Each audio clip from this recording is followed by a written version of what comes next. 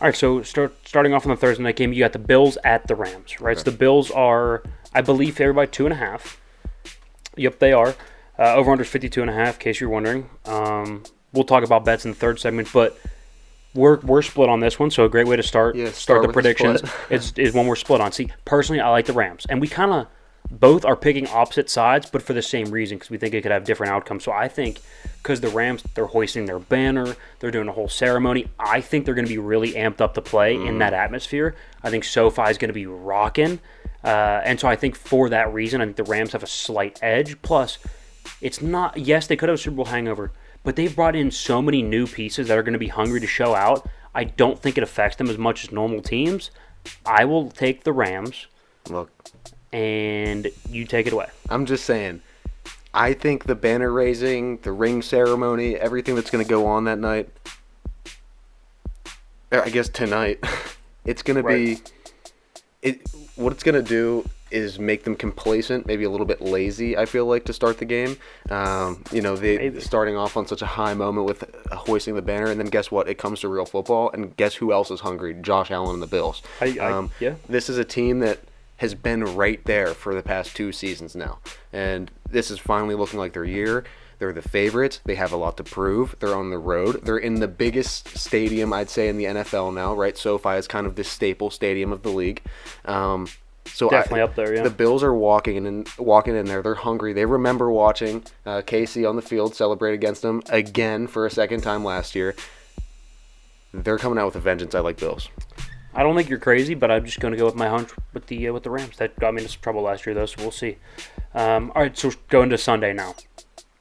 Saints Falcons. I think we both agree on this. This is pretty simple. Yeah. I said it earlier in the show in hits and misses. The Saints have a pretty underrated roster, and I think even we might have underrated it. Now, I don't think they're going to be world beaters and go on to be the first seed in the NFC, but I think they will be a solid football team and certainly good enough to beat the tanking Falcons. Yes, Absolutely. I think so. And, I mean, the Falcons are a team that I'm never going to put my trust in unless they're playing somebody so unbelievably garbage. But this one, I think it's pretty obvious. It's New Orleans. Yeah, I think another obvious one is San Francisco at Chicago. Now, granted, we did discuss this about 2 weeks ago, right? Saying that's a pretty big line at 6.5 for San Francisco for me to swallow if I'm a bettor, because the Bears being at home getting 6.5 points, that's a decent bet. Yeah. But again, we'll do betting next segment. But I do, at the end of the day, think the Niners are going to win the football game. And I don't think Trey Lance has to be even good. No. I don't think he does. I think they're going to run the football. Their defense is going to play pretty well against Justin Fields and an inexperienced offense. I'll take the 49ers. Yes, same. I mean, he just has to play his role, really. It just don't make mistakes. Yeah, pick up a couple third downs with your legs. Yeah. Give me one or two big throws, and then you're good. That's it. Yeah. You don't need to do anything game-changing. It's the Bears. It's one or less interceptions. I'm a happy guy. This is kind of a good way to start him out, I think. It's a good road test to get him ready, and it's against a lesser opponent in the Bears. So I like that, 49ers. I agree. We'll go to Pittsburgh and Cincinnati now, also in that 1 o'clock window at Cincinnati, of course. Since he's favored by 6.5, over-under is 44. It's an interesting over-under. Could end up being a little low in my eyes, but regardless, I want to say Steelers, but I can't. At the end of the day, the Bengals have a more talented roster, I think, top to bottom. Yeah. Outside of defense, which is not, we know now that in 2022, that's not where games are won and lost. I know. They're on the offensive side of the football, so I'm going to go Cincinnati. Because I think that I like their quarterback situation better. I like their weapons situation. Their offensive line's improved. And I don't know if I can bet against Joe Burrow. No, yeah, I like Cincinnati as well. It's just really hard to put your money on a team like Pittsburgh when you have a question mark at quarterback, the most important position. And the offensive line, horrendous. Whoever's back there isn't even going to have time to throw the ball. Najee's going to have trouble finding lanes. And, I mean, the Bengals don't even have that great of a linebacking core. I mean, it's improved a little bit, but it's still not top of the league. Yeah, it was part of their weakness last year. So I mean, even with that, I don't see the Steelers being able to move the ball as much as that Cincinnati offense. I think they're way more high-powered. They're more gelled. And as a bettor and as somebody who's basically guessing games, right? I mean, educated guessing. It's really hard to gauge Pittsburgh because they've had a steady position at quarterback for 18 years. So it's really tough for me to gauge. Oh, is Mitch the guy? Is Kenny the guy? Are they going to be good? It's tough. So yeah, Cincinnati. All right, moving on. We have the Eagles, and the Lions. So at Detroit, I went back and forth on this. I do. I think the Lions are going to be a pretty good football team. Mm-hmm. I think it's going to take a little bit, though, right? We saw them kind of building at the end of last year. I still think they need another 6 games to really find out how to win consistently against at least decent teams. Absolutely. And I do think Philly is a much improved team. I think they're going to run the football really effectively. The Lions can get gashed in the run game a little bit, which is a really bad matchup then for them against Philadelphia. I'll take Philly. I think Jalen Hurts makes a couple throws here and there. They win by about a touchdown. Oh, yeah, and let's not leave out, A.J. Brown over there in Philly now, too, who's going to be absolutely dogging on the Lions this week. But I do see the Lions improving soon, but I don't think it's enough this year to beat the Eagles week 1. I agree. All right, Patriots at the Dolphins. Again, went back and forth a little bit because Belichick does own young quarterbacks. I would still consider Tua a young quarterback. Yeah. But at the end of the day, the Patriots also struggle going to Miami. They have for years, especially in heat like this. It's going to be brutal. It's going to be humid. It's going to be hot. Mm-hmm. The Patriots have always struggled down there. A lot of teams have. So have the Steelers. Yes. Miami's favored by 3. I think that feels about right. I think they win by about 4 or 5 points. I'll take Miami. I think Tua has a pretty decent debut under Mike McDaniel. Mm-hmm. Yeah, debut. Yeah. I like the Dolphins as well. It really boils down to I don't like the Patriots this year, and they don't have enough perimeter weapons. No, and I have so much more faith in the Dolphins, and I don't even like Tua, but in this matchup, Dolphins. All right, next one is a no-brainer. I mean, the Ravens and the Jets. The Jets are going to start Joe Flacco, so I mean, we'll take the Ravens, both of us. Yes. Do you want to even touch anything else on that? They're No. favored by 7. I would hammer that. Ravens. That's ridiculous. I mean, I would absolutely hammer that. All right, the Jaguars going to Washington. So we're also split on this one. You like the Jags. Why? I think this is the year where the Jags start to rebound a little bit. We have them at 6-11, and I think this is one of the weaker teams that they're going to be able to play. And I think week 1 they don't have any injuries yet. Trevor Lawrence looked all right preseason, but he has a very high ceiling. We know that. And I think the roster around him is going to start to improve this year. The toxicity is gone from the locker room with Urban Meyer, so you kind of have a fresh start. I don't love everything that Washington has been about for the past 2 to 3 seasons.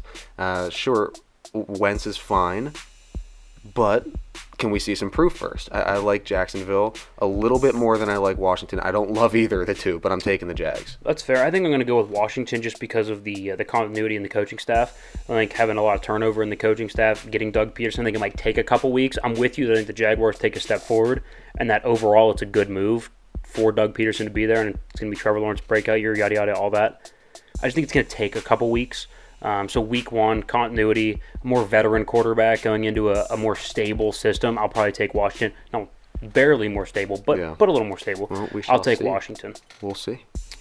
All right, so we're on 2 now. So we got Panthers and the Cleveland Browns. Okay. Now this is a must watch between 2 bad teams, which is why I love the NFL. We both like Carolina. I think Baker's out for some revenge, and I don't think the Browns with Jacoby Brissett are going to be super dynamic. And if Amari Cooper's not on his game, who do you throw the football to? Yeah, I don't see how this one finishes up well for the Browns. I mean, they're paying Baker to play against them. Let's not forget that. In a revenge game, Baker plays chippy already. So, I mean, it's not like you're going to get a less chippy version of Baker Mayfield playing against you. And he can be on. He looked good in the preseason. His shoulders healed up a little bit. So, I like the Panthers. I like the Panthers, too. We got Colts at Titans. Or, I'm sorry, Colts at Texans. My bad. It's a lot of points to swallow. The Colts are an 8-point favorite. That's a lot for a week 1 at home, right? Oh, yeah. Bad teams don't know they're bad yet. That's the saying. I do like the Colts, that being said. But it's an interesting look at for the Texans because they can run the football a little bit. Davis Mills isn't great, but I wouldn't say he's bad.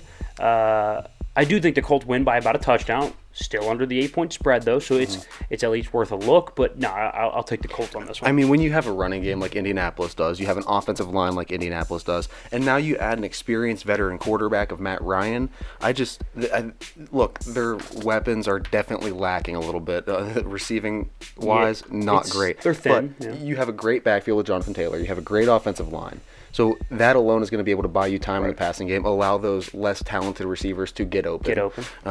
And plus, Matt Ryan can move around a little bit. It's not like he's a complete statue. He'll be able to make some things happen. I like the Colts. All right, fair enough. Yeah, we both agree on that one. All right, Giants at Titans. We agree on this one as well. This is the Titans. We both think the Giants might be one of the worst teams in football. Yeah, it's not even that close. Yeah, I think Derrick Henry goes nuts. Tannehill makes a couple throws. I mean, if you watched last week, Daniel Jones looks bad. Yeah, watching last week, we had Derrick Henry as our projected MVP, or no, offensive player of the... Offensive player. Was he offensive or MVP? I think he might have been MVP. No, MVP was Justin Herbert. Offensive player of the year was Derrick Henry. Yes. Is that right? Yep. I have no idea. Whatever. It was last week. Sure, I'll trust you. Whatever. Yeah. But yeah, no, Titans. That's an easy one. Packers at Vikings. Okay. So this one's interesting. We were kind of back and forth. But I think at the end of the day, the Vikings at home, I think they're going to split. Yeah. Right? So we like the Vikings to win the division. I think they split the two matchups, each winning at home. I don't love them going to Lambeau and winning, but I also don't love the Packers going to Minnesota and winning.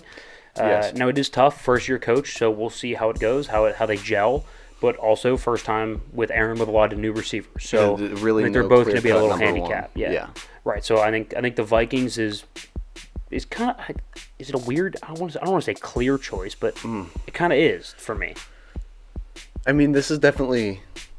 I don't know. I don't know if it's as clear for me. It's kind of fringe because I know how good Aaron is and how he can elevate a receiving core. But at the same time, Kirk and the Vikings just kind of makes sense here. I like the Vikings, at least while they're at home. Yeah. Now, when we see this matchup again and it's at Lambeau, Then we'll see. It's a toss-up. it depends a lot on how the seasons have gone to that point. But, I mean, to start off, I'll take the Vikings.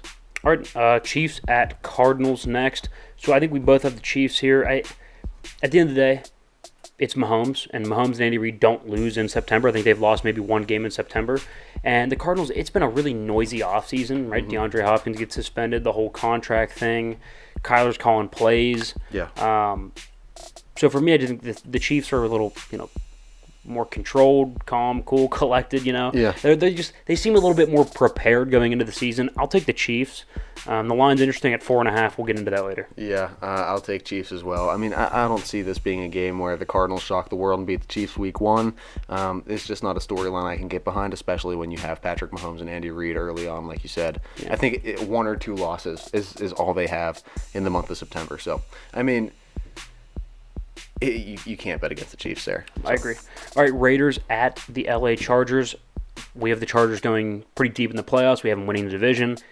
Winning this game at home as well. I think the Raiders, again, new coach, new system, a lot of new pieces as well. You get Devontae Adams, Chandler Jones, a couple guys in the secondary, a couple of new offensive linemen. I think it's going to take some time to gel. I think they will end up being a pretty competitive football team, but right now I think the Chargers have a more, first of all, better roster and a more prepared roster. So I'll go with the Chargers. They're favored by 3.5. That feels about right to me. Yeah, I like the Chargers here. I mean, we like the Raiders too, but we still have them as last in the division. I mean, it's a really tough division. And this is just one of those games that they're going to have to battle through, and I don't think they're going to come out the winners in it either. I like what Justin Herbert has and their weapons down in L.A. a lot more than a Derek Carr. Now, granted, he does have a Devontae Adams now, but... More well-rounded, though, in L.A. Yeah. And at the end of the day, I like Derek Carr, but he's not Justin Herbert. So. No, not at all. All right, Bucks and Cowboys. We're split on this one, and I can't believe you picked the Cowboys. I'll take the Bucks. I think at the end of the day, I think Brady's a better quarterback than Dak. I think coaching, Bowles, McCarthy, it's a coin flip. The backfield, I'll take the Bucks. Wide receivers, I'll take the Bucks. Offensive line, it's a coin flip. They're both banged up and not very good. Defense, I'll take the Bucks. I think they win at almost every level when you compare head-to-head, so I'm going to go Buccaneers over the Cowboys. Look, I don't like the Cowboys by any means, but... there's something about this game that gives me a gut feeling, and I mean, we were talking about it last week in our hits and misses. Brady hasn't been as committed this offseason as he was in the past. We don't know what to expect from him. He's 45 years old. He's really snarky. He's just kind of short with the media. So it's a new Brady. I don't know what we're going to see. I don't know if it's a bit of a decline in what he's feeling, and he's kind of lashing out because of it. But I just feel like there's more noise coming from the Bucks, and I feel like the Cowboys kind of have a lot to prove week one. We've been one of the shows. We've been kind of banging on them all off season, and I will continue to. Yeah, and we will continue to. I feel that they should be, but I feel like this is just one of those weeks they're going to come out. It's a matchup thing. I don't know what it is. I like the Cowboys to win, but then they're going to be utterly horrendous for the rest of the year. All right, I appreciate at least that part. There you go. All right, Monday Night Football, Broncos at Seahawks. We both have the Broncos here. And I think we can agree that the Seahawks aren't a competitive football team right now. Not even close. They look like they're planning a little bit for next year. I mean, if you're going in with Geno Smith versus Russell Wilson, I'm taking Russ all day long, even if Tim Patrick's hurt. I don't know who's going to be receiver. I don't know who's playing running back. I don't know. Whatever. I don't care. I'll take Russell Wilson and the Broncos pretty handily over the Seahawks. Yeah, as well. I mean, not much has to be All right, said on that one. so we're split on – you have the Bills, I have